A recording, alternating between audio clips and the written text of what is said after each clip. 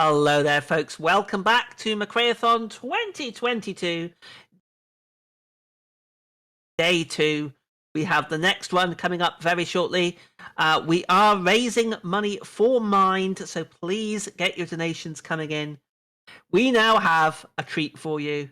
We have Travel Through Time, Volume 1, with the one and only DigitalDuck. Duck, please take it away. Hello, yeah, so as you heard, DigitalDuck, this is Travel Through Time. It's quite a long run, so we're going to start fairly quickly. We're going to start the timer with the countdown, so that there'll be on-screen countdown, 3, 2, 1, go, and we'll start when it hits go. So, 3, 2, 1, go. Good luck. So yeah, so this is Travel Through Time. It's a Spectrum racing game that was made in 2020, so it's fairly modern. It's modelled on the sort of the Outrun Chase HQ style of racing games where it's behind the camera and the road turns as you'd expect in a kind of 2D based behind the car view. This game's set in Sweden in the 50s at the moment, although as we go on it will progress through the 60s, 70s and 80s, and the cars will change as we go just to make sure we are in the right time period.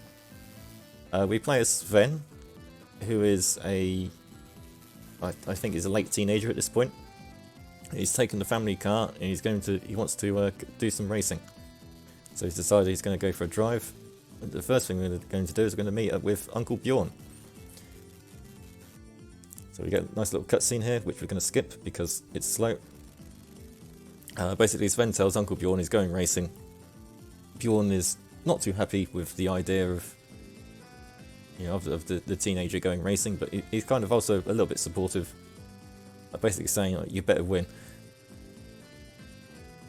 So yeah, and then we drive, and we've got no time limit or anything for the first race. This is kind of the introduction.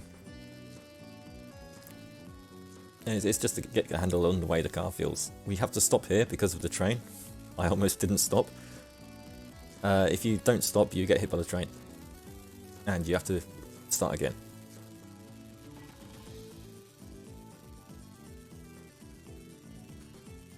We're almost at the end of the first race, first stage. There's 60 stages in total, and they're all about this length. So that's where you get the idea of the length of the game from. So in that cutscene, Sven meets Irma and Marie, who are the two girls who run the races, and he joins the race for the starting fee, and he's currently doing his time trials, basically. So this was released on the Spectrum, but you might notice a few things, or one thing in particular that's not from the Spectrum, and that's the music. So basically this game comes with a soundtrack, and when you start the game it actually gives you the option of having some chiptune music, which only plays during cutscenes, or you can choose to have the OST CD active, and if you choose that, it basically asks you to play the CD alongside the game. And I've got that set up to play basically certain tracks on certain stages. I've done that manually because it doesn't tell you how to play the CD, it just says to play the CD. I think this is the kind of like the most reasonable way of doing it, where different stages have certain tracks. So yeah, we got some nice music in the background as we do our nice comfortable driving.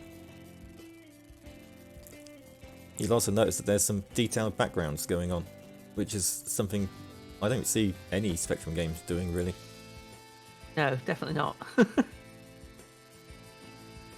And like you'll see them rise and fall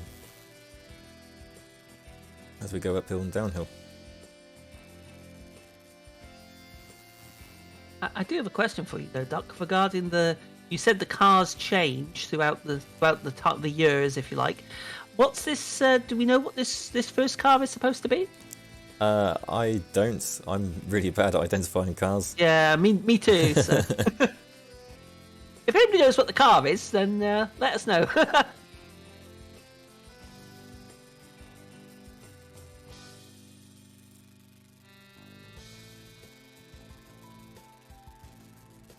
There's a number of different modes like different stage types as we play.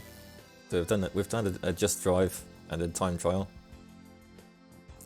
We get a nice cutscene of Irma and Marie discussing the new boys Sven, and Irma seems to like him, and Marie doesn't.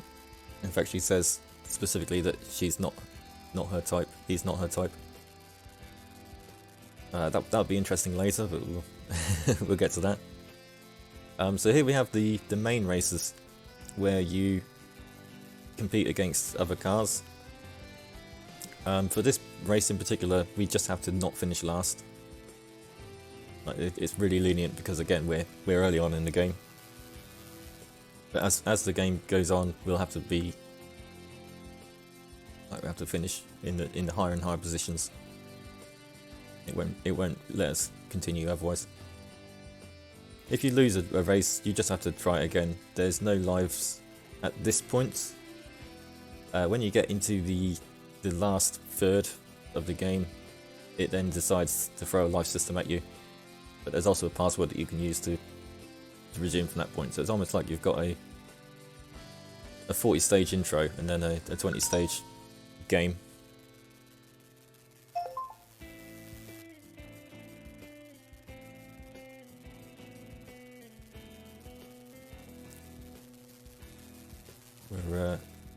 Looks like we're coming 5th on this stage, hopefully, with that car. Are we going to finish 5th or 6th? I don't like that car's speeding up.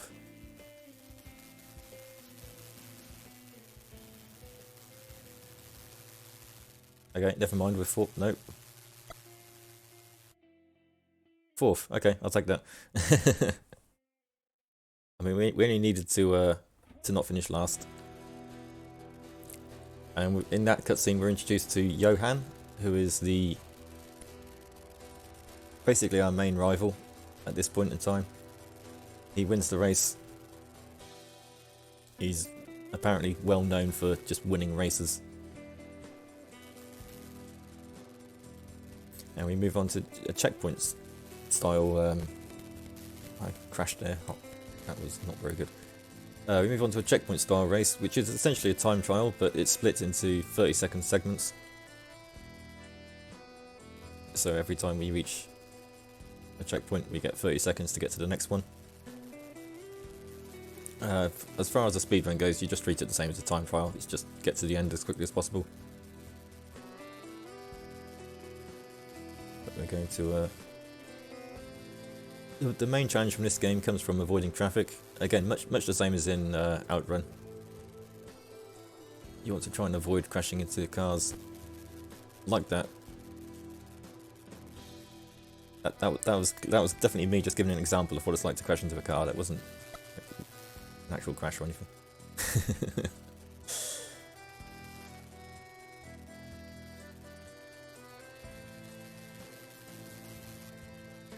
But yeah, this was a Spectrum game made in 2020, and it's from a company called Zosia, and it's not their first racing game. I also ran Drift last year, which is a kind of a more 3D racing game, I would say, than this. But it's based around drifting. That's the name. This is a more traditional Outrun style racing game. So in that cutscene, Johan confronts Sven because he thinks Sven is after Irma, and Johan is kind of with Irma. So he challenges Sven to a duel, to a one-on-one race, and this is where it introduces our dual racing type. As you can see in the on the bottom section of the screen, we've got a yellow marker for us and a red marker for the rival. We just have to reach the end before the rival does. It's a one-on-one race. There's no other cars on the road, which makes it actually probably the easiest game type, because when you don't have to deal with traffic, you can just blast your way around the corners. Traffic is RNG in this game. The courses are fixed, but the traffic is RNG. So traffic is always the biggest difficulty. So yeah, Yeah. so no, go on. Sorry to interrupt. I'm going to ask a couple of questions. The first one being the game title. It says Volume 1. Has there been a Volume 2? Or is this still a work in progress? So there hasn't been a Volume 2 yet. Obviously, Volume 1 suggests there will be a Volume 2, but this was released a couple of years ago in 2020, so it could just be still in development, but I haven't heard anything. So it's possible that this is just going to be the only That's one. going to be it. Yeah. Yeah. I know it certainly was intended to be multiple games, but as I say, we just don't know what's happening with them at the moment. Zosia are still releasing games, but Yeah, I was going to just mention, somebody's mentioning in chat about how smooth it is, and I'm going to point out the technical aspect here. As a ZX Spectrum game, just for those who are not familiar, ZX Spectrum came out in 1982. Now, if I'm right in saying this will be the 128K version, I'm assuming. This doesn't run on the 48K. Yeah. This is. I would have thought so. Yeah, 128K. But the movement of this game and the color usage is very, very impressive for a ZX Spectrum. Obviously, it was only created a couple of years ago, which explains some of it. But it's technically very impressive for the hardware. Yeah, I mean, I think it runs at between 20 and 25 frames a second, which doesn't sound high considering, you know, most of the racing games you'll see in this marathon will be either 30 or 60. But it's quite significant considering when you look at a lot of Spectrum racing games, they're at about 5 frames per second. So this is like 4 times, 5 times that.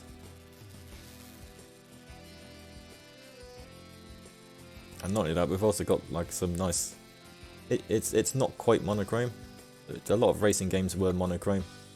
A lot of 3D style games on the Spectrum in general were monochrome. But this kind of does a thing where we have a few colours going on. We've got a sky colour and a ground colour, and sometimes the sky will have like extra things in it as well. It's a nice way of somewhat mixing up the levels to make them not quite look all the same.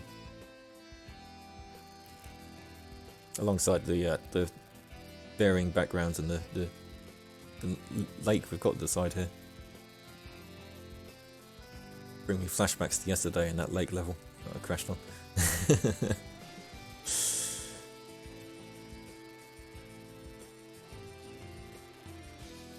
But again, yeah, having stuff like a lake running beside the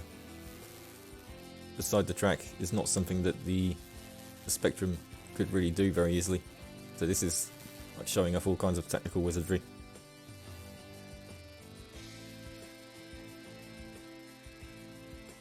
We've managed to finish second for this one. You can't actually win these early stages. The car in first doesn't actually spawn. And that's because story-wise you're not supposed to win at this point. Your first win isn't supposed to be until a bit later. So Sven's went back home in that cutscene. He tells Bjorn about his weekend. He says, "Oh, I haven't won a race yet, but I'm going to go again. I'm going to try and earn some more money." And Bjorn's not too impressed, but also, again, somewhat supportive. It's kind of like, yeah, keep trying.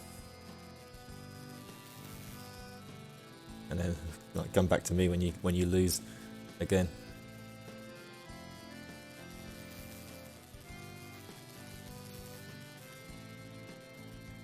Cost him a fortune in petrol. Yeah, well, especially these days. Good job. This is the 50s. Yeah, exactly.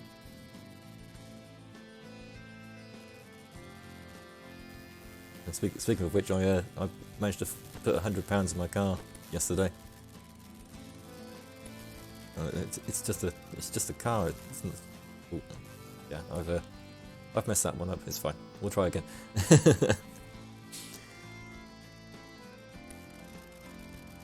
Yeah, if you run out of time, you just try again. Shout out to the windmill on the left-hand side. I don't think we're in Sweden, but might be in the Netherlands. You never know. I'm pretty sure all of this, at least this section of the game, takes place in Sweden, but In Sweden. I don't know. Maybe it's on the border. You can sort of see. You can see Denmark and the Netherlands.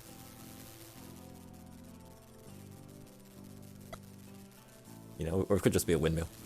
Yeah, probably just a windmill. A Swedish windmill, not a Dutch windmill. I'm sure they have windmills in Sweden as well. Yeah.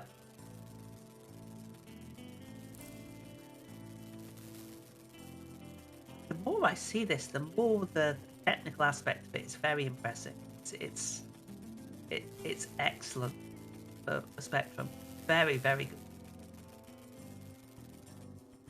Yeah, I mean, just the fact that you can get like hills and valleys and such. The game that comes to mind, obviously I know you've seen it, Duck, and I've actually played it, is Lotus Esprit Turbo Challenge on the Spectrum, and it is absolutely dreadful. It is dreadful. It's dreadful. The controls are just so sticky, and the frame rate is so poor. Yet this is worlds apart. Very, very good. Yeah, and the other issue of Lotus is that you can't even see where you're going. So having like 4 frames before you crash into something, Yeah, really does not help in any way with gameplay. Whereas this seems to have been made with gameplay first and foremost, and then you've got the all of the graphical bonuses on top. Mm-hmm.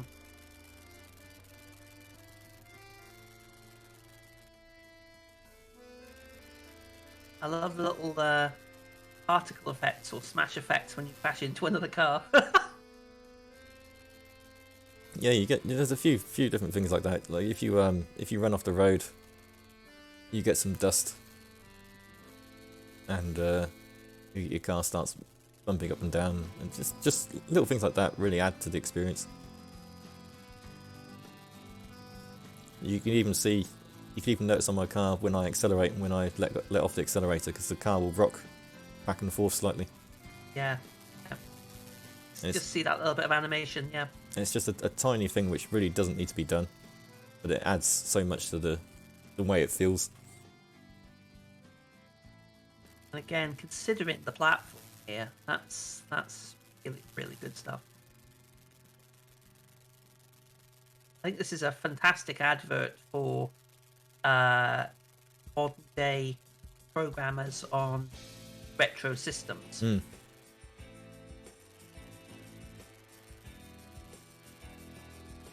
There's been quite a few. There's been a few on the Spectrum recently, and there's been there's quite a lot of Amiga development, I think, at the moment. But the ones that strike to my mind, obviously, are this, the likes of Jumping Jupiter. What's the other one that Ruffle Quicks ran? Yazzie. Yazzie. Wonderful Dizzy, of course. And the big one for me is Sonic on the C64. Oh, the C64 version of Sonic is insane. It's really accurate as well, considering it's like I was expecting it to take some shortcuts, but it really doesn't. Everything is in there. So yeah, in that last cutscene, Irma is impressed with Sven's driving, which really doesn't do anything for Johan.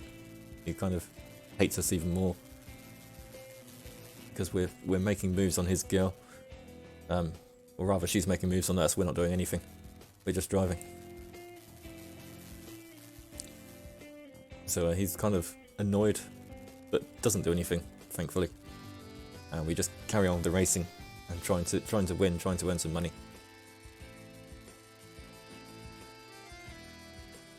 And that's most of the story in the 50s is just Sven doing some amateur racing.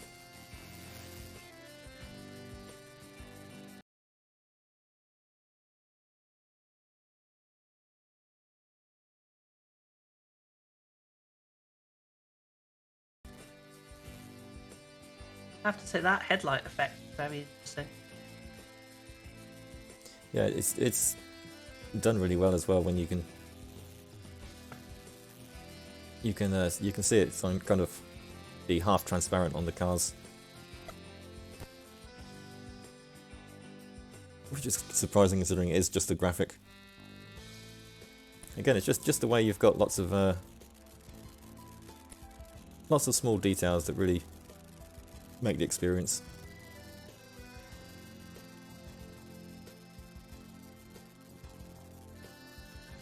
And the shadow effect when you have like an overpass as well. Yeah. I mean, the Spectrum, I suppose the Spectrum isn't really known for racing games per se, but there are some quite good ones. I mean, Chase HQ is probably the one that comes to mind. Yeah, me, absolutely. I don't know, I'd say probably the Spectrum, because when you had platforms like the Commodore 64, they had hardware scrolling, so they tended to be like tended to be the best platform for platformers and side-scrolling shoot 'em ups and stuff like that. But when it came to stuff that had to be done in software, the Spectrum's CPU was more powerful. So for games like this, the Spectrum was generally better. And I think this game kind of really shows off what it can do, as far as just churning sprites, scaling them in real time and stuff like that. Yeah, it's technically very, very good. I mean, in terms of actual sort of like FPS and the movement and that, this isn't a million miles off something that you'd see on the 16-bit, like Lotus on the Amiga, for example. Okay, the color isn't the same, but the terms of the movement and the speed of it and everything is very similar. Yeah. So I won that race, which is good because I had to win it. And Sven goes home and tells Bjorn that he's finally won a race. You know, he's being victorious. And Bjorn kind of congratulates him, but he's more worried that the fact that the car's taking its toll because we're driving it roughly. And he's like, we need to spend our race winnings on making the car, fixing up the car again. So this level introduces barriers in the road, and Oh no. the barriers are very much like the cars in that they are RNG, which is why I've just smashed into one of them. Okay, that one I should have avoided. And yeah, it can be annoying, and this level in itself is fine, but there are later levels which are much worse when it comes to barriers. I keep mentioning it, but the amount of objects on the screen at once here, and the lap, well, the slow obviously is slow down, but again, technically, very, very impressive. Yeah, and obviously there are a lot of tricks to make it seem like there's more objects than there are, and various things like that. But it just generally, it's done well, which is the important thing. Like you can see that this background is clearly just the same. Yeah. The same part of the background copied 4 times. But that's all it needs to be. Exactly, it works. It works. Yeah. That was good. I like that race. Like the background there. The variety in the backgrounds is nice too. I'm assuming that changes a little bit more later on as well. Yeah, it did. Well, as you can see, it changes as the race goes on as well. It's not just one background per race. It actually changes as the race goes on. Oh, trains here again.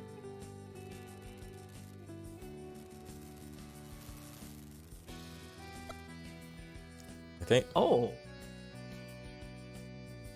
So we take Irma for a drive. I think it's mostly just to annoy Johan. But she finds these big trucks annoying, so she wants us to overtake them. And so we have a kind of like a outrun the heart attack mode mission, where we have to overtake the trucks within the time limit. And just again, it's just a nice thing to mix things up, rather than having a point-to-point race. I like the obvious "do not crash" showing there. Yeah, so if we crash, when it says do not crash, if we crash even once, it's an instant fail. We lose. Luckily, we didn't do that. So we get a brief cutscene which tells us it's now winter. So we've now got some snow on the ground. This doesn't affect the handling, at least I don't think so. It's just a visual effect. Again, it helps to really mix things up.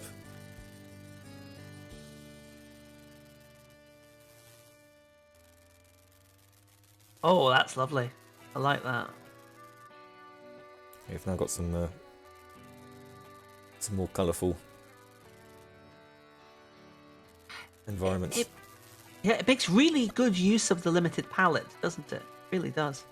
Yeah, so for those that don't know, the spectrum is limited to, depending on your definition, either 8 or 15 colours.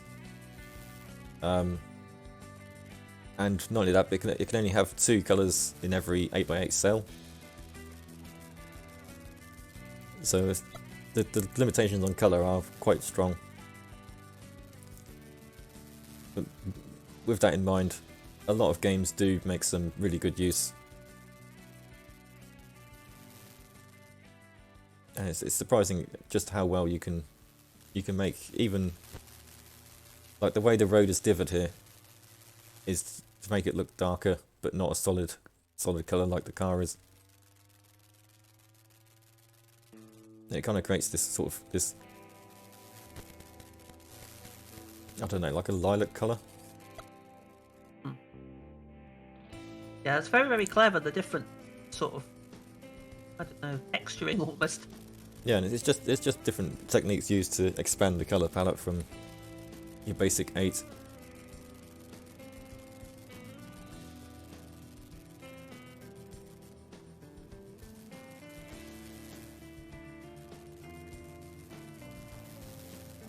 So yeah, we've just got some more racing. We're approaching the end of the 50s now. I think the game starts in the late 50s, so all of this takes place over the course of a year or two. And then the pace speeds up because it's finished introducing us to all of the mechanics. If you don't mind, I'll take an opportunity to have a quick word about the event. Yeah, absolutely. Okie dokie. Well, thank you very much indeed, everyone. I hope you are enjoying this incredible run. You're watching McRaeathon. We are a 2-day speedrunning marathon held annually here on both the McRaeathon and BSG channels. Through the power of the internet, we are bringing you 2 full days of racing goodness from the comfort of our own homes to yours. We are also raising money for Mind, which is a nationwide organisation committed to preventing mental health issues and to support everyone who has dealt with mental issues themselves or within their family. All of your donations will go towards Mind. We'd also like to thank BSG for supporting this marathon. Besides providing us with their channel for streaming, they are sharing technical assistance and their donation service with us, which helps with the much smoother running of our events. Be sure to check out BSG's next event, which is going to be BSG Annual 2022 from the 14th to the 20th of August. Now, I would also, very quickly if I can find it, mention, see if we've got any, yep, we have a bid war for the, let's have a look, I think that's actually passed. Let's have a look. No, we haven't. It isn't passed. We have the Gene Valley run coming up after this. And we have 2 options. You have a bit of a bid war here for the sound set. You can choose to have the default sound set, which has currently got €11 and a cent, or €68.99 going towards the funny sound set. So at the moment we're going to be funny, but if for some bizarre reason you want to be default, remember, all your donations do go towards Mind. Please get your donations in for that. Thank you very much indeed.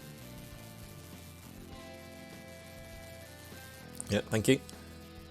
So yeah, you might have noticed that we're on a bike. We're on a motorbike, and that's because the car was broken down. And we talked to Bjorn, and he helps us work out that there's a leaking fuel hose. So Sven takes the motorbike and takes a ride to the spare parts store to buy a new fuel hose. And now we've fitted it, and we're back to driving. But it's nice to have a bike. Again, the motorbike doesn't handle any differently. I think it's got different top speed.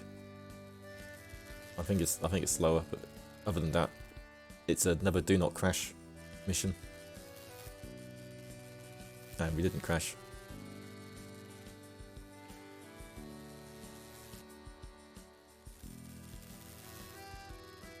Alright, this is the last stage of the 50s. We'll be experiencing a time jump after this.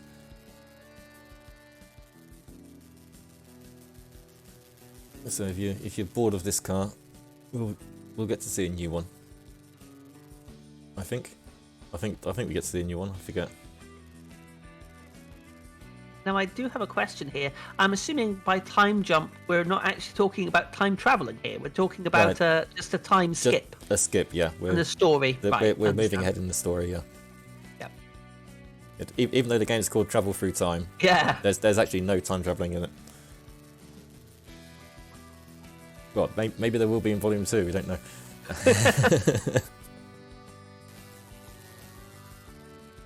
I don't think that's really the point of the story, though. No. Fair enough. So yeah, we're into the 60s.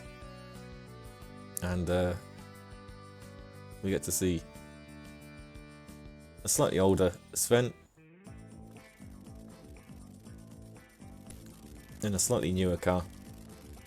And he's also, at this point, he's in a relationship with Marie, who is the girl who is not Irma, who specifically said that she didn't like him. And she's also pregnant. So we're kind of racing to try and raise money to look after the child.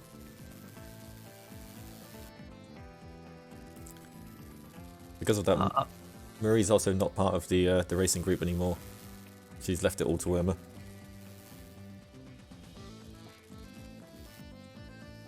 So yeah. Are we still in Sweden here? Or? We're still in Sweden. We haven't moved. Well, it's the same house.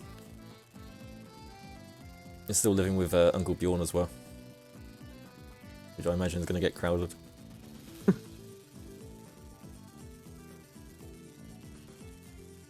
Ooh, got a fly on the screen. Yeah, sometimes like that will happen. There'll be two cars appear side by side, and there's kind of no way of getting around them. I used to brake and wait behind them until one of them went past the other one, but now I just crash into them because it's easier. Well, there's no penalty for crashing into them on most races.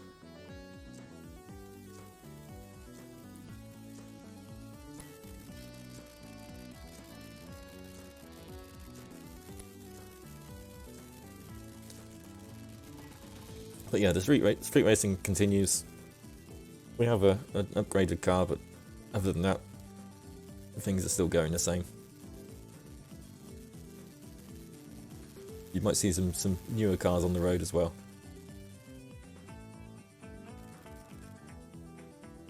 Because I think this is about 5 years later from where we were before. So we're almost mid-60s now.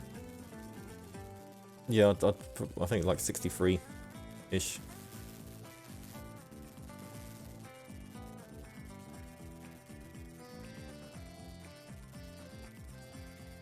'62, '63. It's hard to tell because there's only one point where the game gives an explicit date.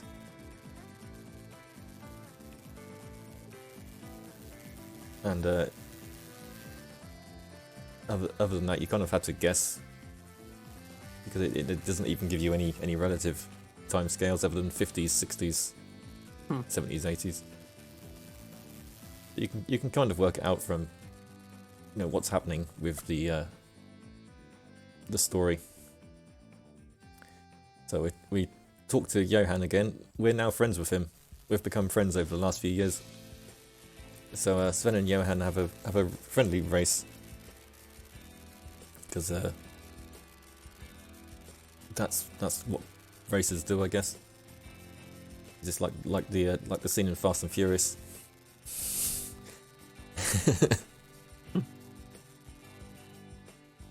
There's like one more for the road.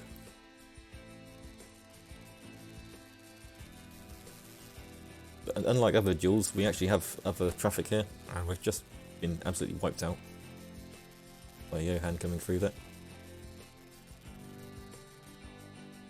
And Johan speeds off up ahead, which would be worrying. And yeah, we just find him in the middle of the road here, upside down, because he crashes. So we have to go and take him to hospital now, because he's crashed his car quite badly. He needs some medical attention. Obviously, if we crash while we're carrying him, it's not going to do anything good for his condition, so we've got to not crash.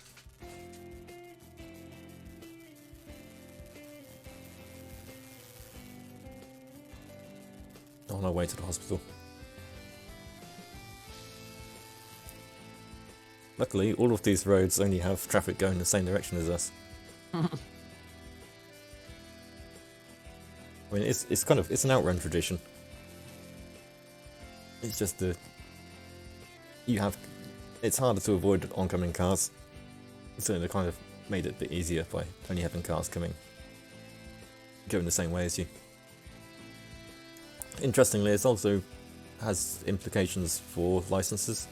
Although this game isn't using licensed cars, obviously, but for games that use licensed cars, some companies won't let you use their cars if you have oncoming traffic, because it's then considered street racing.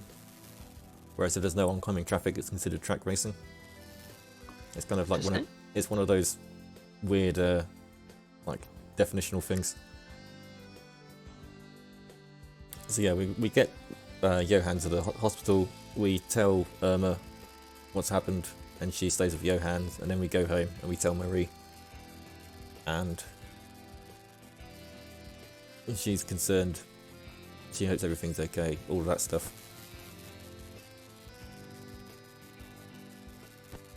And we completely fail to turn around that corner.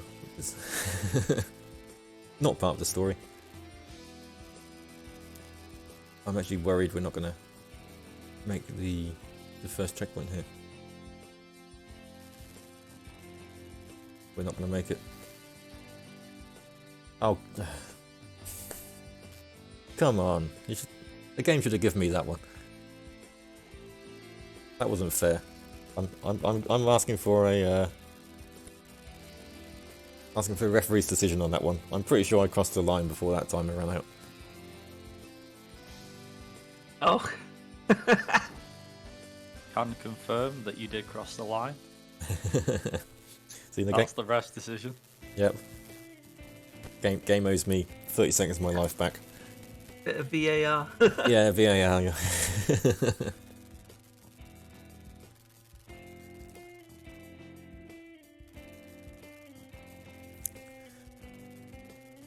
So yeah, we're doing some more racing. This is about a week afterwards, I think. And Johan's still in the hospital, recovering.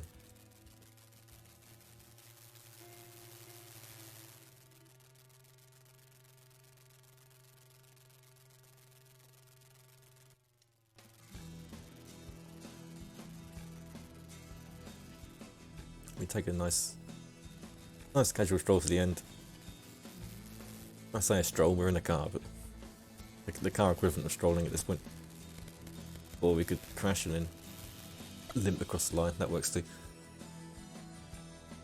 So then Irma, who's still organising the races, says Johan crashed his car. You know, we don't want any more crashes, so we're only going to have checkpoint races.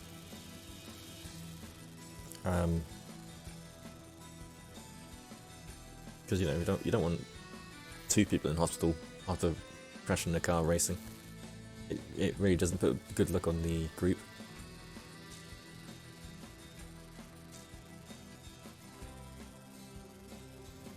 Yeah, like, it's an excuse for the game to throw some more checkpoint races at us rather than proper races.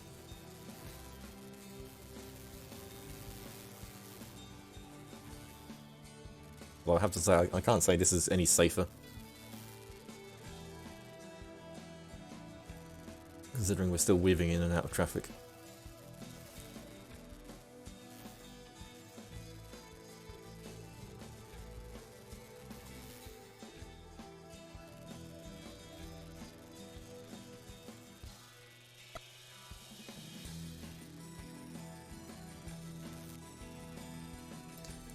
We've got some water on both sides this time around. I don't know if you can see it, but it is actually flowing from left to right. Yeah, that's really nice. So I guess this is a really, really long bridge. Yeah, like a causeway or something, isn't it? Yeah.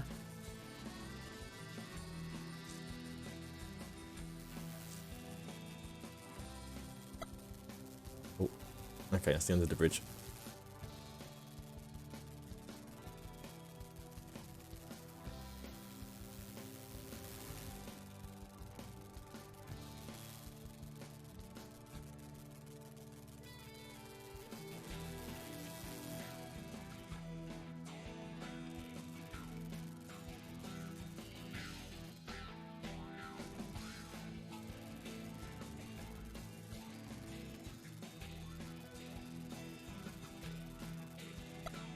Okay.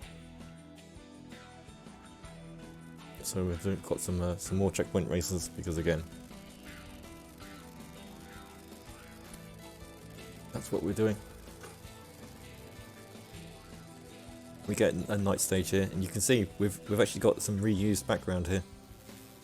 It's the pylons again. It's not very much reuse. And I guess this is different because it's nighttime now. I don't know. Does it count as reuse if it's in a different colour? Now, I've got a question for you about technical stuff here, Duck. I'm interested to see what your thoughts are on this. This is something I've not really considered.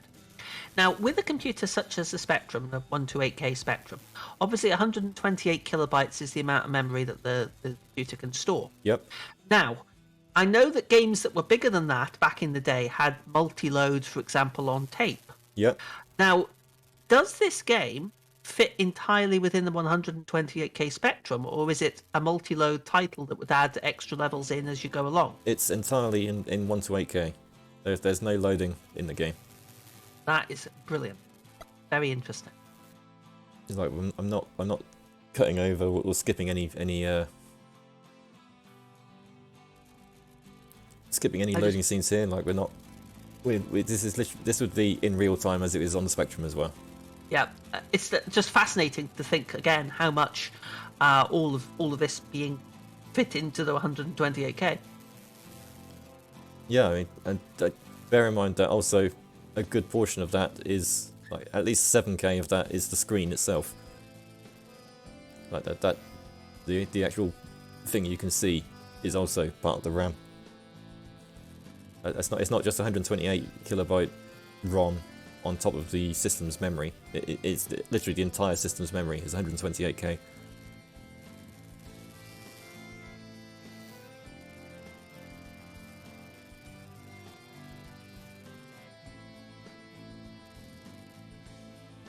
So yeah, we missed a cutscene there.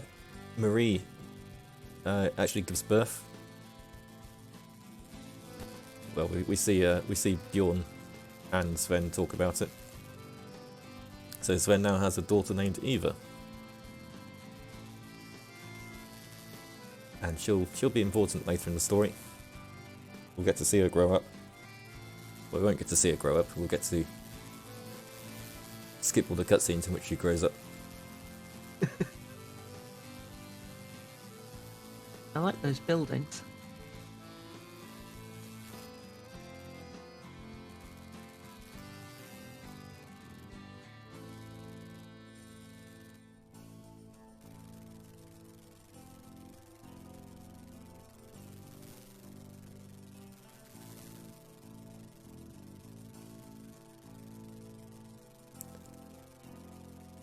So we get a bit of a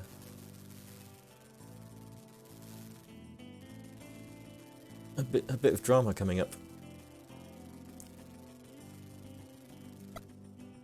So we go to the race meet again,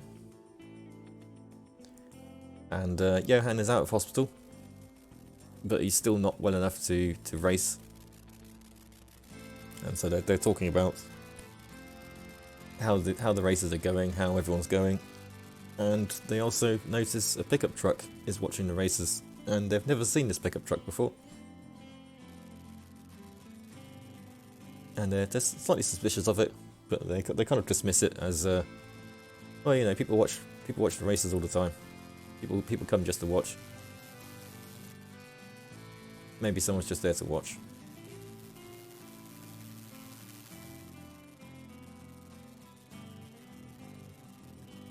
That's what we call foreshadowing.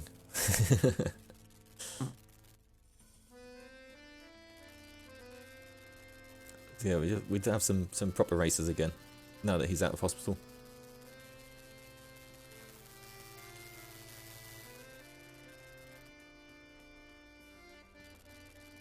I'm not doing too well, but this is good enough to pass the level.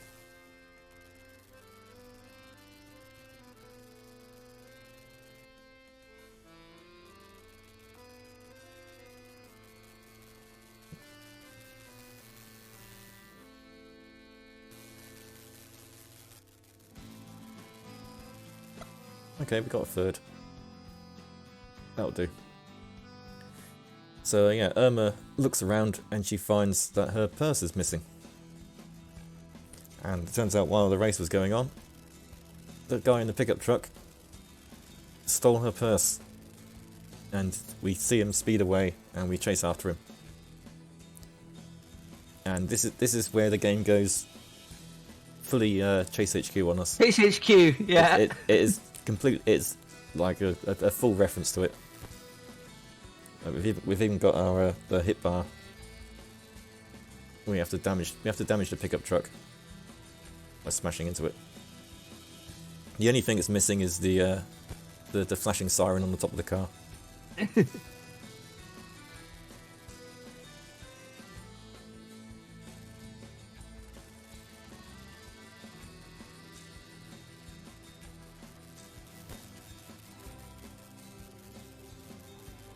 So we kind of just have to keep crashing into it.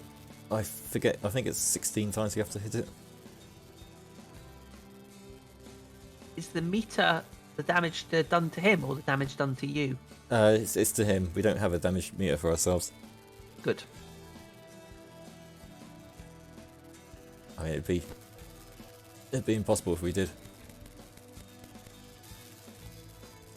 Because I'm pretty sure if he's in a pickup truck, I'm pretty sure any damage we do to him is going to be more damage to us.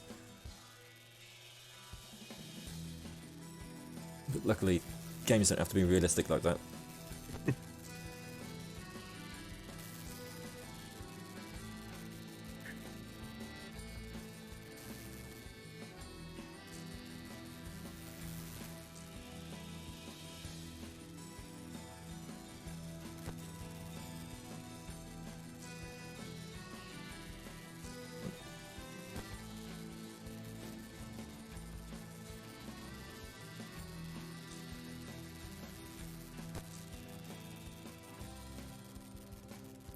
Yeah, it does take quite a few hits.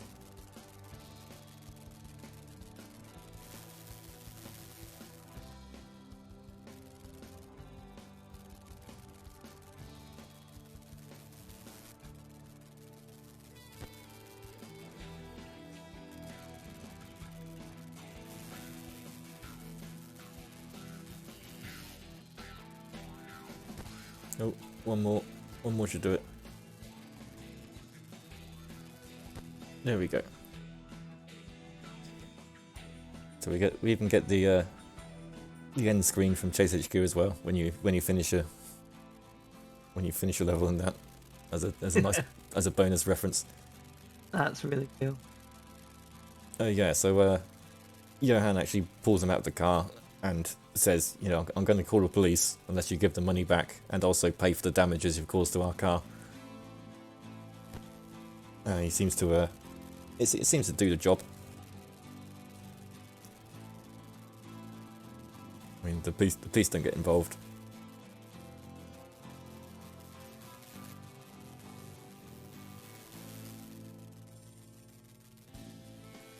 And we just carry on doing some races.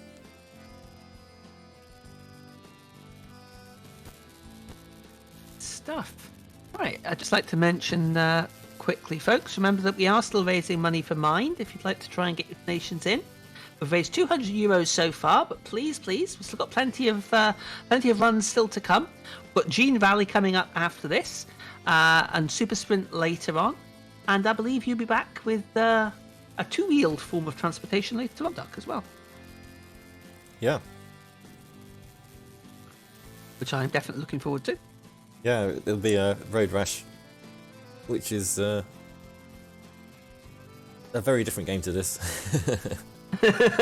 Yep. Although we did have the Motorbox section earlier, so I guess we have seen like a teaser of it.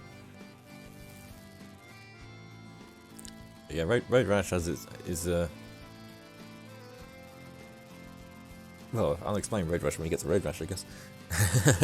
Yeah, no, it's worth watching. It's definitely worth watching. One of my favourites.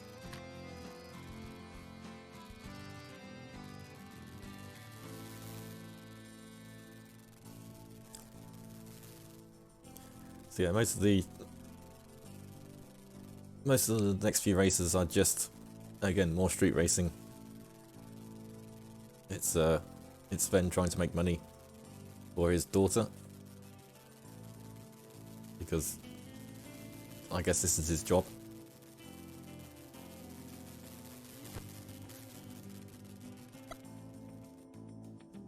I thought I could sneak past him on the outside there, but couldn't.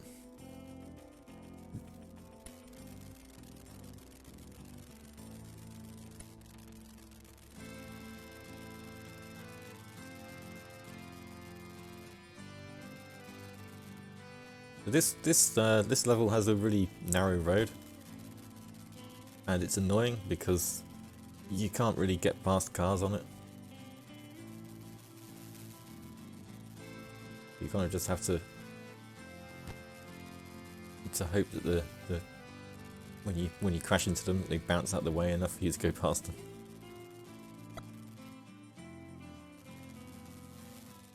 Luckily, the road gets a bit wider here. It's not one of my favourite tracks, one of my favourite stages. I do have my favourite stages coming up soon. It'll be another 10 minutes or so, I think. You'll know which one it is when you see it, because it'll be your favourite the instant you see it as well. Probably. Every time the checkpoint comes up, though, you'll like this. Every time I see that checkpoint flash up, all I can hear is the voice from Lotus 2 going, "Checkpoint!" Yeah, I do the same with the Outrun voice.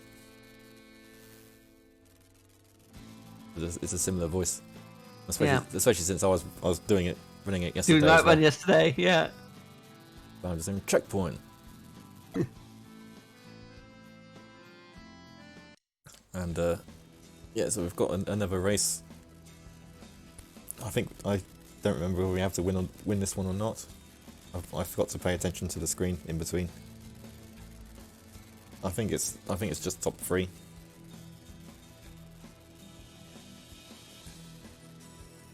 I usually try and win everyone, of course.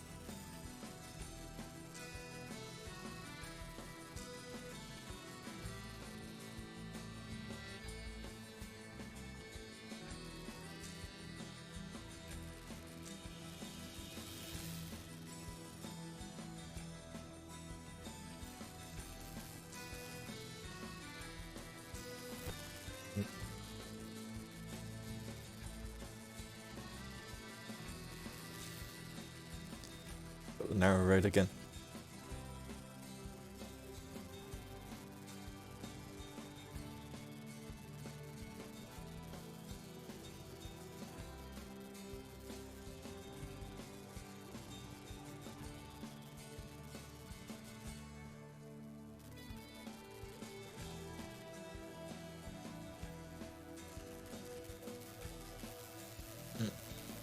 Come on.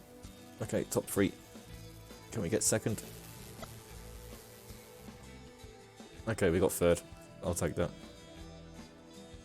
Yeah, so there is. I think this is another jump in time slightly. So this is about 65, 66 now.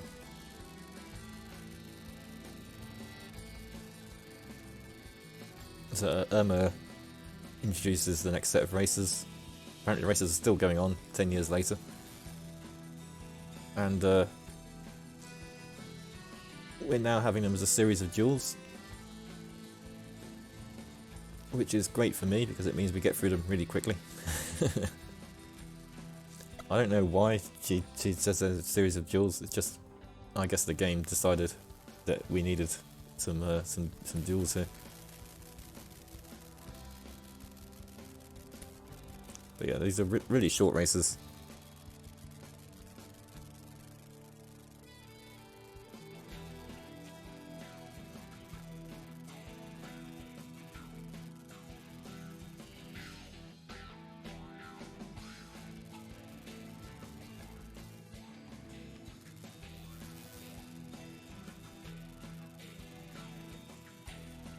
And of course, because there's no traffic as well, it means we can just blast our way through them.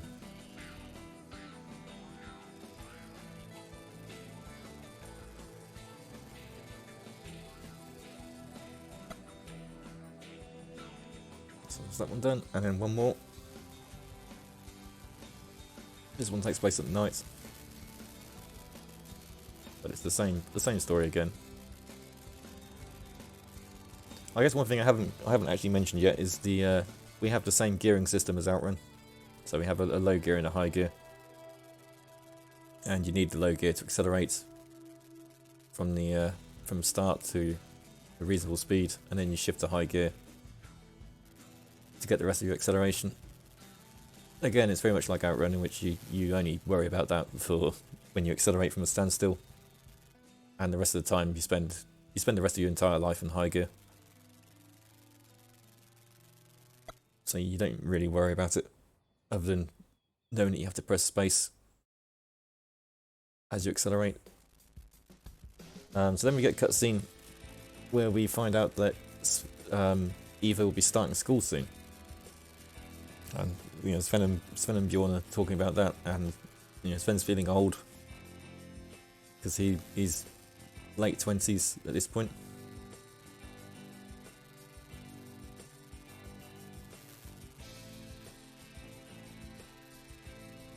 Possibly even early 30s. Again, there's no actual age given.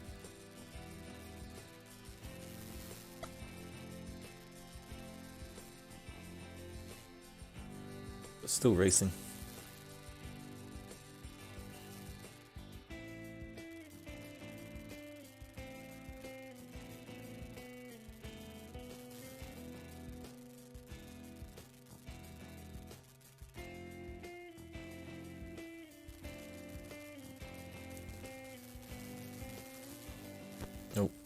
I am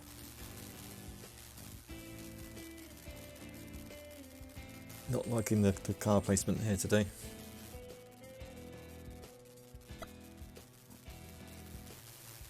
Managed to squeeze between those two, that's fine.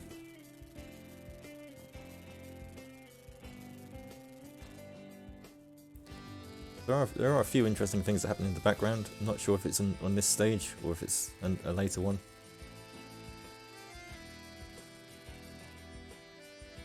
I'm kind of watching the background while I race as well. I want to point out when it happens. I might have already missed it. Okay, it's not this race.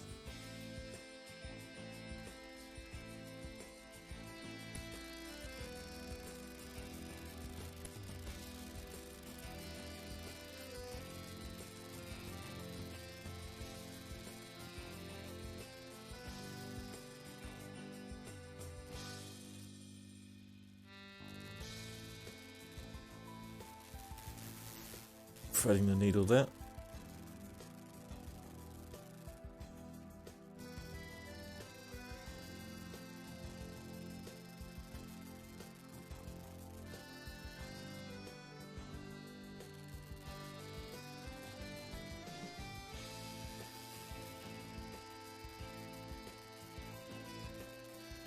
We're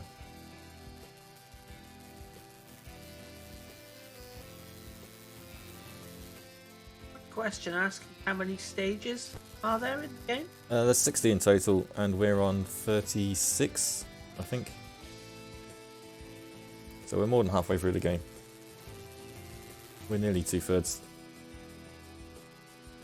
Most of the stages are in the 50s and 60s. They're kind of just the... It all speeds up from the 70s and 80s. Not sure why they decided to space them out like that. But that's just how they done it.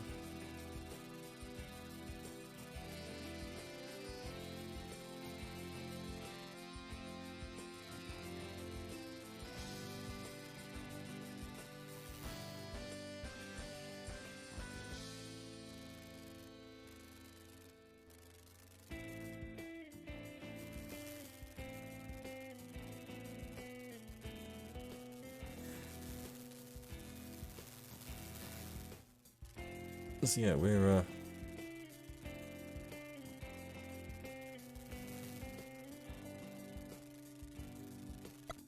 Just the background. so we're on to stage 37. We have to be in the top 2 to continue on this one. And I'm going to set up the next stage because the stage after this is my favourite one. And I kind of don't want to ruin that by talking over it. So Yeah, no worries. but basically, in Sweden in the late 60s, there was a major event where they changed from driving on the left to driving on the right. And this is a real thing. You can use your internet searching facilities to find more information about it if you want. And in this game, it's mentioned, and so this is where we've got an actual date, the date something happens. And Sven and Bjorn decide to celebrate the changing of the lanes, changing from driving on the left to driving on the right, and they do it in a rather unique fashion. It's the best race in the game, and I've also saved the best song on the soundtrack for it as well.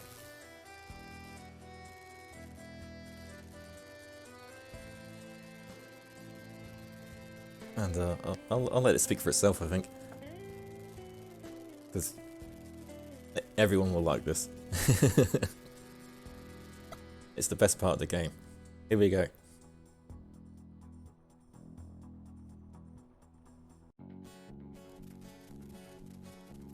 Tractor race. I was going to ask ever since I saw the tractor at the beginning.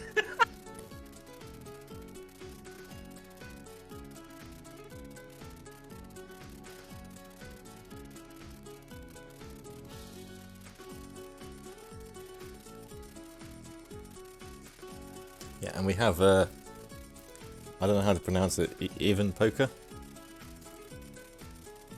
running, playing in the background as well, which is actually on the soundtrack. And I couldn't think of a better time to use it than here. That's so brilliant. So yeah, we have a tractor race, and the tractor is interesting in that it doesn't slow down when you go off road. I mean, it doesn't go very fast to begin with. But so you can crash into Bjorn and lose, but other than that, basically you just drive. That's fine. Great. Now, ever since I saw the tractor at the beginning of the game, I thought, I hope we get to drive the tractor at some point. And not just drive it, we get to race it.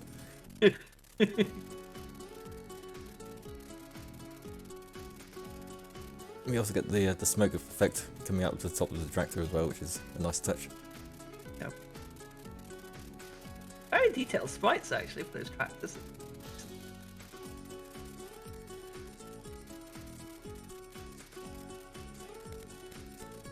I had a question in chat again, Viper, and pass this on so you can have a think about it. He says, one thing still intrigues me. How are you still able to create games for a console it's hard to get hold of nearly 30 years later? I mean, the simple answer is emulation. Because we know the emulators are very accurate. You know, you can rely on them to be for your development.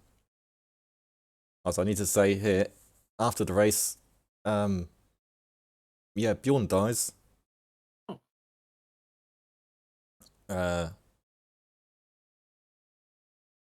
Which is not ideal. And so we're gonna have a race, and we're going to win it in his honor, because he brought us so much joy with the tractor race.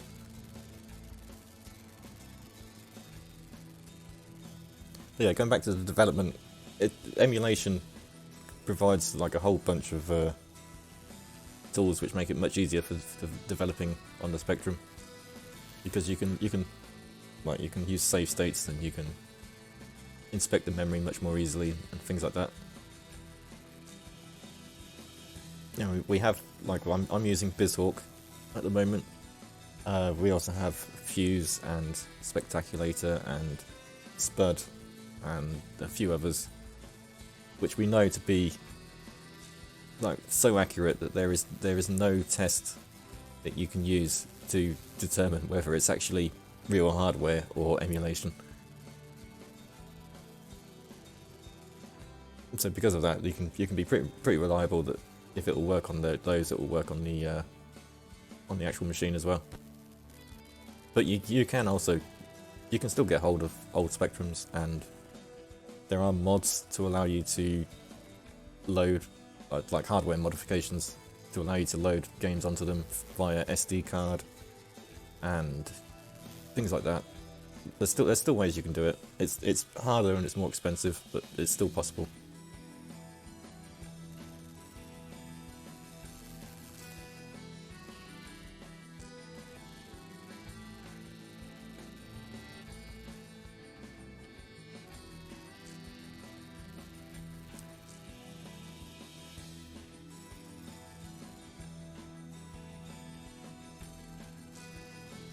When are we going to get the next changing car?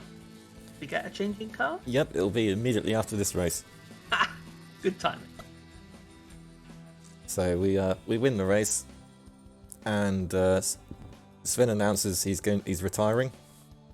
He's not gonna do any racing anymore, and he dedicates his final victory to Bjorn, and instead gets a job as Swedish Jeremy Clarkson. He's as a car journalist, and he's testing a new car on a track, and this car is significantly faster than the ones we've driven before.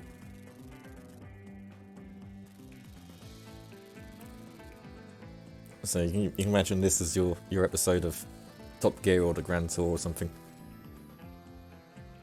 This is what his job is now. I suppose he had to get a stable job looking after a child. Fair enough. Another question. With that being said, do you think someone could create an Outrun 2 game for the ZX Spectrum? My guess is probably not, but it'd be cool. What, in the same style as the Outrun 2 that already exists, or? Oh, is there already an Outrun 2? Okay, I didn't realise there was already one. I mean, not in the Spectrum. There you go, Viper. Not in the Spectrum, no. It's the Spectrum, right. It was 2002, 2004, I think it was released. And it was like arcades and Xbox, and PS2. But yeah, I'm not sure if you could. I mean, drift does get some drift mechanics in, which you could probably use in a similar style to Outrun 2. So I suppose you could do something along those lines. Obviously, it wouldn't look anywhere near as good. But you could maybe get something that looks like this, but with Outrun 2 style mechanics.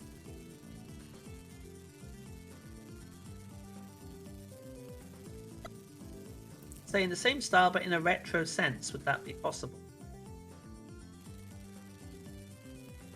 Yeah, I mean, it depends on, like, because you're limited to what you can do graphically. You could probably have it black and white and have some stuff on the side, like similar to this style, but with more drifting mechanics. Is all I can think, really. I don't see how you can like do full 3D at any reasonable speed for a racing game.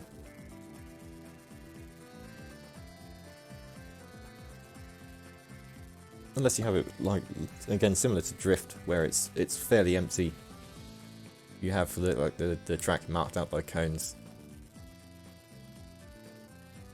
and you have full 3D control over that.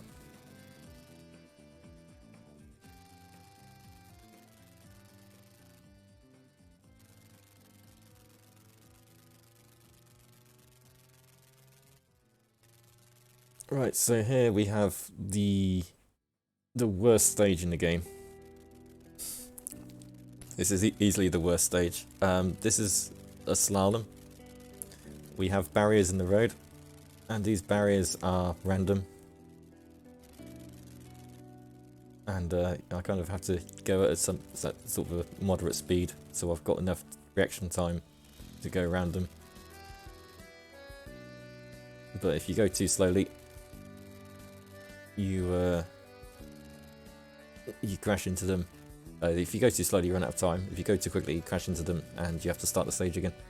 Oh yeah, that looks really, really unpleasant. This is the one stage I hate, but luckily I got through it all right. I have to just take it a bit slow. And then we have the opposite, which is a stage which is so easy it's not even worth mentioning. So this is the first time we have a speed score stage, where we don't have a time limit, we have a distance limit. And then we have a gauge which starts to fill up as we're at top speed. And basically we have to maintain top speed for as long as we can to fill the gauge up. And if we reach the end of the course before we fill the gauge up, we lose. But the speed score stages are really easy once you learn the tracks. I was going to say, I take it these are relatively straightforward. Yeah, especially since you don't have any traffic on them.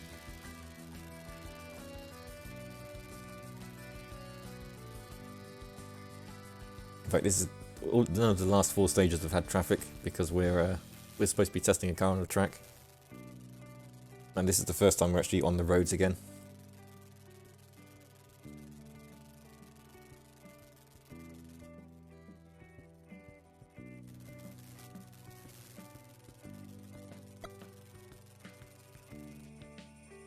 I don't know why we're driving a new car on the roads.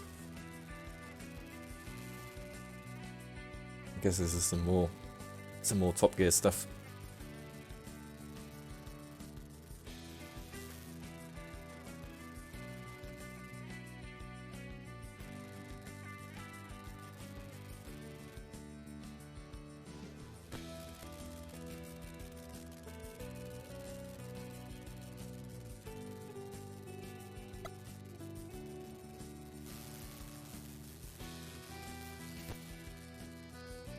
I mean, there really isn't very much more to say.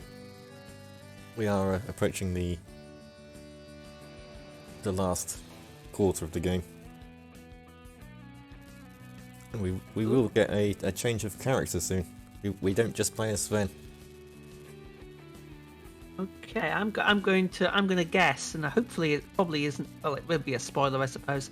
I'm guessing we get to play as the daughter, but we'll see. That's my guess. We'll see. I don't know this game. Yeah, we'll see. We'll see. With that, though, if you don't mind, I'll just take a few minutes just to say thank you very much, everyone. You're watching BSG Marathon channel, and today we have got the McRaeathon 2022, also on the McRaeathon channel. You're watching the fantastic Digital Duck traveling through time. I hope you've been enjoying this run. Remember, we are raising money for Mind. Please get your donations in. Absolute fantastic cause. We've raised €200. Let's see if we can get a little bit more on there for the charity. Thank you very much indeed. Yeah, thanks. So Sven and Marie are travelling to Norway now.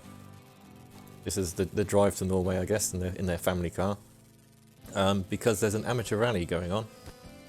And obviously Sven is now a car journalist, so he needs to write a story on it. Eva still has school, so she's staying at home and looking after the house. Yeah, she's I guess she'd be like 9 at this point in the story.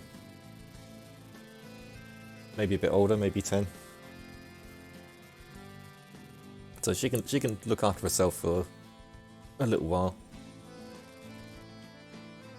And I guess in the 70s, parents just did this to their kids all the time anyway.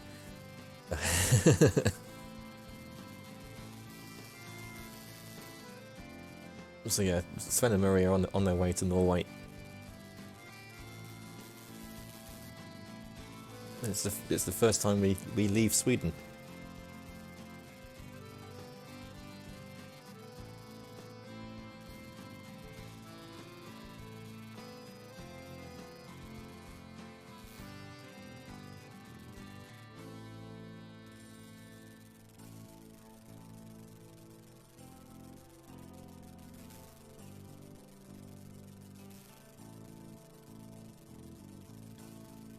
It's a really nice drive.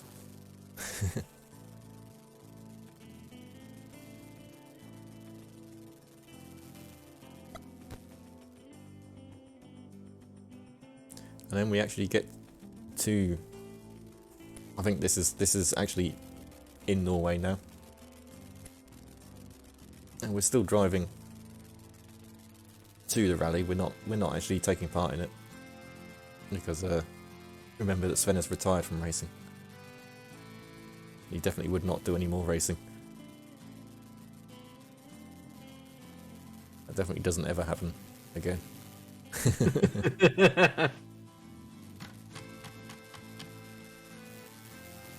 And I don't know why there are checkpoints. I guess again this is just the game trying to mix things up a bit for us. Because in the story we're just driving to the rally.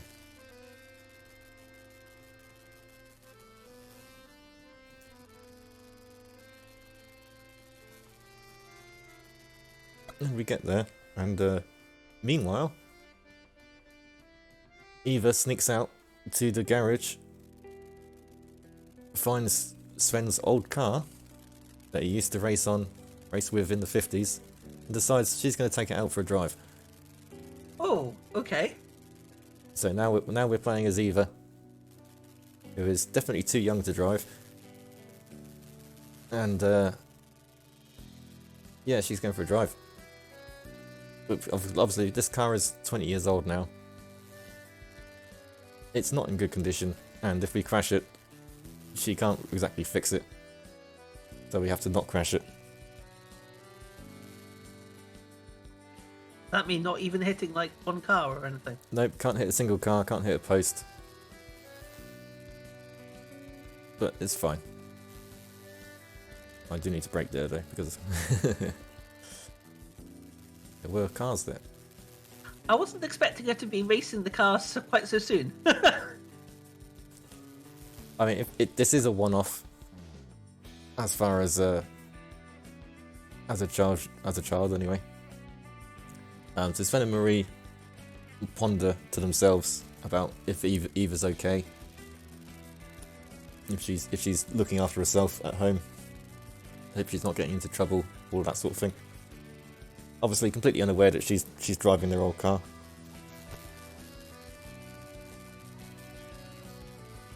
And so they go for a drive. I guess this is them coming back home. Or it could be them going somewhere else. It's not really made completely clear.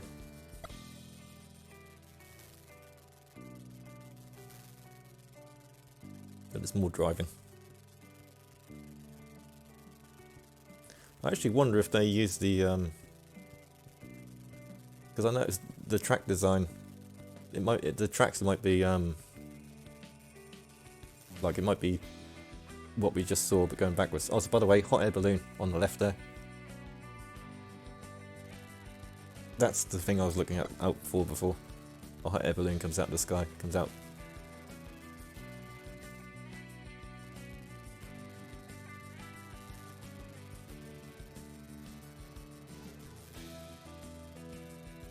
Oh yes, very nice. Yeah, just nice little touches like that.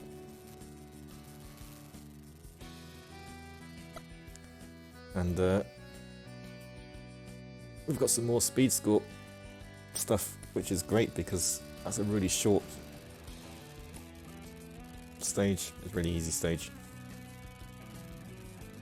One thing I like to do on this stage is I try to crash like as I reach the threshold for speed score.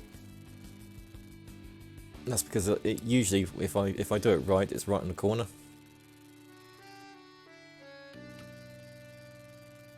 So I can just sort of just slam myself into the corner as we meet the threshold. I don't know if I'll be able to do it. We'll see if I can. There we go, we got it. Okay. I mean, if I don't meet the score there, I'll just wait until the next straight and do it there.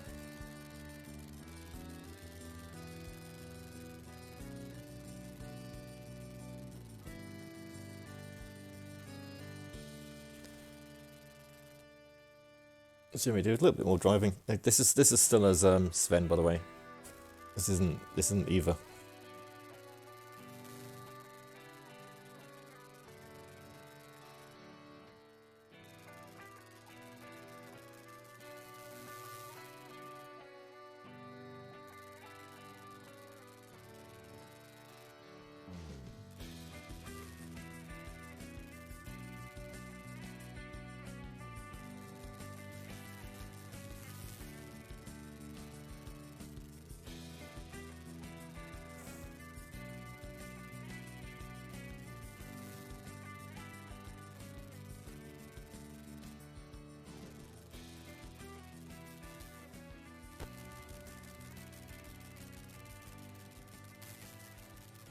Yeah, we're quite short on story at the end of this.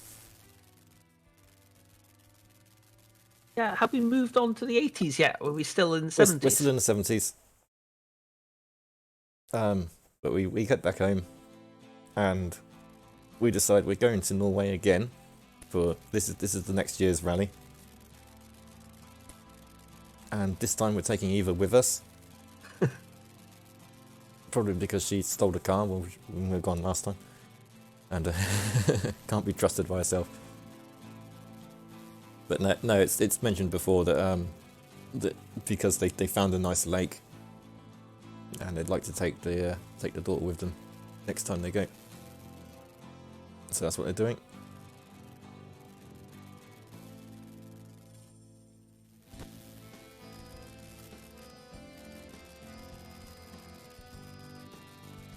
This also happens, this is during the winter this time, which is why we've got snow, or at least blue. I gotta say, how much blue can you fit into one picture? Yes, it's a rather interesting colour scheme.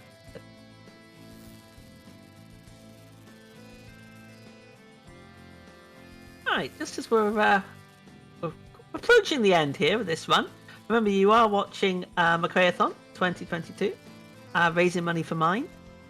Please try and get your donations in. We really appreciate everything.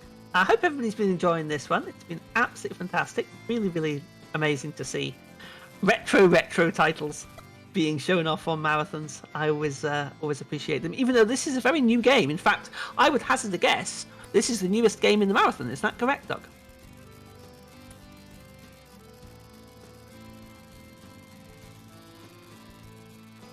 Maybe not.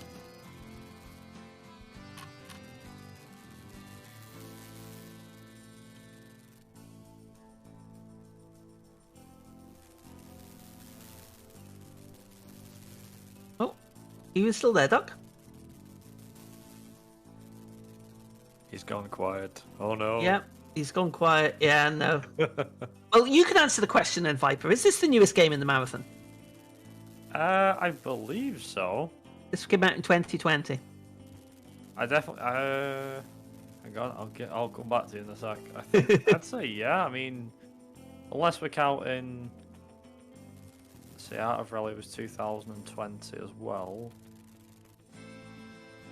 Distance was 2013, 14.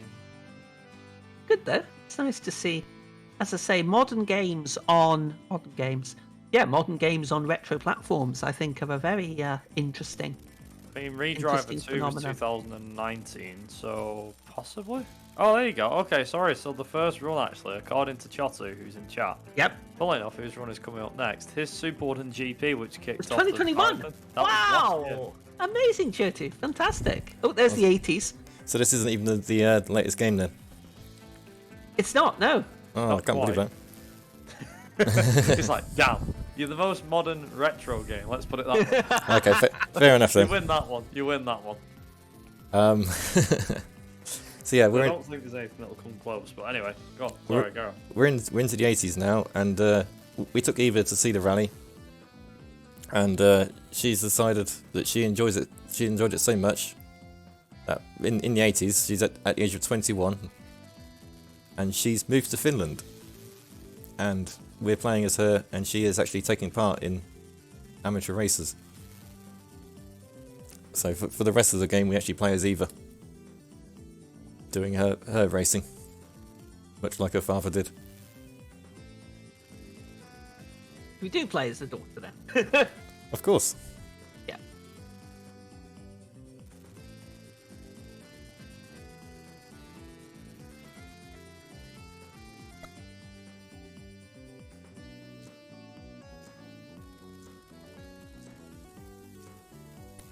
Yeah, it's always nice to see new racing games,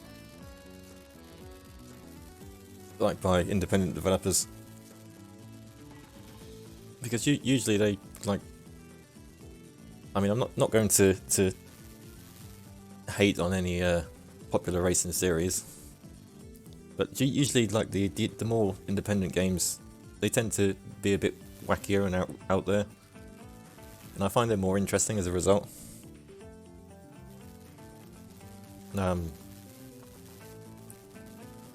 You know, because I could play Gran Turismo and Forza and Project Cars and all of those, and they're all more or less the same game.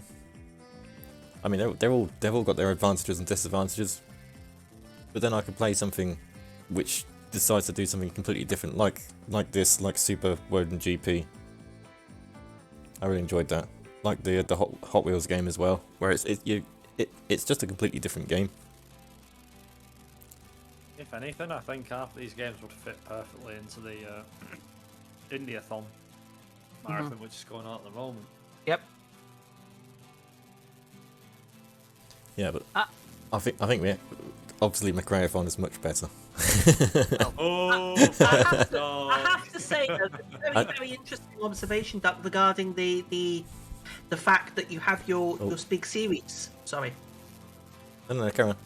You have your big series, and I'm sure Viper will chip in on this. You've got your Gran Turismos, you've got your Colin McRae's, you've got your all your big series, and then you have these independent games. You have these one-off titles that I do think are just as good, than in some ways, in fact, in most cases, probably better than a series that's just churning out titles. You know. Yeah, I mean, like obviously there's something to be said for games like Gran Turismo, the fact that they seek the realism, the pure racing experience, and things like that, and those are great. But then also, I kind of just want to play as a dog sometimes, and run around as a dog in a racing game. And sometimes that's fun too. I mean, I don't know what kind of racing game Oh, that would entail. But Yeah, okay. I I was gonna say, is this a dog's life you're on about? I might be exaggerating. I mean, what was the one? What do you usually play Shenmue? Don't Oh, you? with Do the duck racing, yeah, exactly. Yeah, there you go. Good case in point.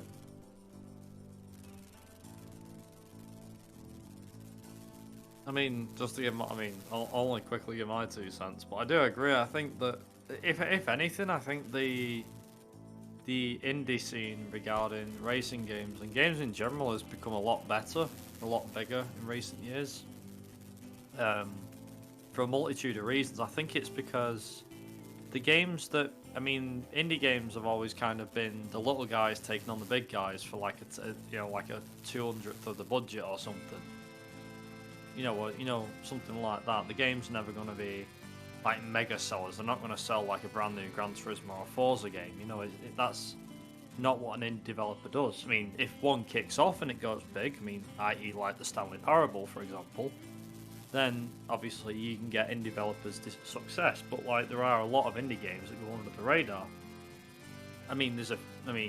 Sometimes it might be down to, oh well, the game's no good and so on, but some of the ideas as an indie developer that you can just throw out there, and people are like, you know what, this is unique, this is different, so I'm going to buy that. I mean, if you take what Art of Rally did, okay, Art of Rally was a top-down perspective of a rally car game, but it was also a case of, so you can say, oh well, you can do that on like Toy Box Turbos, or you can do it on micro machines or whatever. Or even Colin McRae Game Boy. Yeah, exactly. And the thing is that regarding gaming though, is that you can obviously go, right, okay, well we've done this and we've done that. It's like, oh, what about the art design? And the art design for me stands out of Art of Rally. That's what I think makes it unique to Colin McRae Rally, because yeah, Colin McRae Rally, it's all 3D and it always has been, pretty much from day one, apart from the Game Boy Color game. But even that was trying to like get into 3D. It wasn't 3D, it was like a top-down rally game, but you think of how it's in a 3D environment, the art design is completely different to that of Colin McRae Rally in its entirety. And how the game works and the different eras of rally cars and things like that. It was one of them. I think it feels like it's for rally fans by rally fans, if that makes sense. Mm-hmm.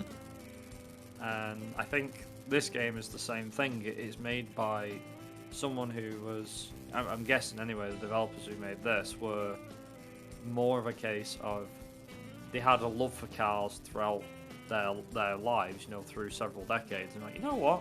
Wouldn't it be cool if we could, or someone who's might be a bit younger than that, wants to replicate going through time, like as we said, traveling through time, like this is doing. So it is a question. I think, like I said, I think personally indie games are getting way better now. For me, I've turned against AAA developers a lot more in recent years, because I think with AAA gaming, yeah, it's great and everything.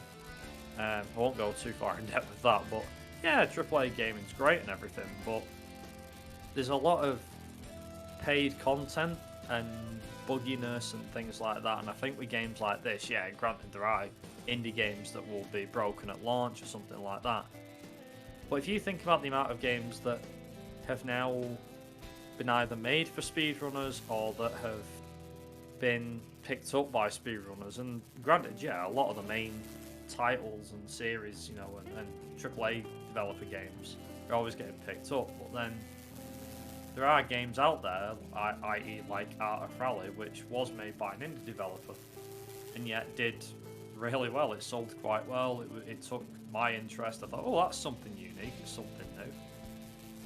And I think that, you know, indie developers personally are the. I mean, I think they've said for a while, haven't they? Like, indie developers are the future. That's what they're trying to set out to do, to try and get themselves a contract with a bigger company. You know, that sort of thing. But I don't know. But it is one of them where, for me now, I think that if you see an indie game and it's the genre that you want to play, give it a try, because you never know what you might get into and what you might enjoy. It's definitely worth a look. And to be honest, with indie developers, you're probably more or less better off giving them your money, as in paying for their games, which are like, what, £15, £20, Yeah. something like that, Yeah. rather than paying £60 or £100 or whatever they charge nowadays for a AAA game that's broken at release, full of bugs, multiplayer's a mess, everything's just wrong with it, like the handling's off or something. Or I mean, okay, maybe not the handling, because that's everyone's personal preference, but it's more about graphics design than anything else. Like, don't get me wrong, graphics are an important part of any video game, but they lack in the enjoyment factor and everything else. I think when you start putting stuff behind the paywall, you lose people's interest, especially nowadays. I mean, it's a trend that's been going on for years, but I think with indie games, you're not going to get, you know, the developers of this turn around and go, oh yeah, do you want to pay, you know, you can pay 15 quid for this game, or we can charge you 30 and there's a load of DLC stuff. It's like, I'd pay 15 quid for this, I'm not bothered. Would I pay £60? Probably not. Just because of the fact that, nothing to do with the developers or anything like that, but I don't think, like, you know, when a game's worth its price, indie developers, I think, are fairly reasonable. I suppose it depends on the games that you get in the end, but I think we're on the final stage, Viper. Yeah, time is going to come up fairly soon. Yeah, I'll keep an eye out. Sorry, my bad. I did this yesterday. I was talking to somebody when they were doing the run, and they only missed the time. Yeah, I was going to say that basically what we've missed over the last few races is that Eva was lying to her parents, basically saying she was studying in Finland and she was actually racing. And they found a Finnish newspaper that talks about how she's just won some amateur races, and they're basically going to see her now. And time will come when we cross the line here, and that's time. GG. Absolutely fantastic. Really enjoyed that. That was, yeah, there was a lot in there. That was really, really good. And we get our ending, which is clearly sequel bait, where we talk about this being the beginning of a much larger story. Well, we'll see if we get a volume 2. Yep, we'll have to see, because we haven't got one just yet. There we are, Travel Through Time, Volume 1, Northern Lights. Fantastic. Thank you very much indeed, Duck. Everybody, I hope you enjoyed that as much as I did. It was an absolutely fantastic run. Okay, right. So, we do have the wonderful Chotu coming up with Gene Rally very shortly. I will also be handing over back to Viper for some hosting duties going forward. Thank you so much indeed for having me. It's been great pleasure as usual. Duck, any last words before you head off? Yeah, I just want to say, if you're interested in the Spectrum in general, you can check out they've got the Speed from Spec Running Discord, which you can find either on my Twitch profile or on the speedrun.com page for this game. And check that out. There's always some interesting stuff there. Thank you very much. Right, okay, we are going to go for a quick intermission. We're getting warmed up for Gene Rally, and as I say, I'll hand over to Viper. Thank you so much. Please keep the donations coming in towards Mind. €200 raised. Let's see if we can push that further up by the end of the day. Thank you very much again, and cheerio for now.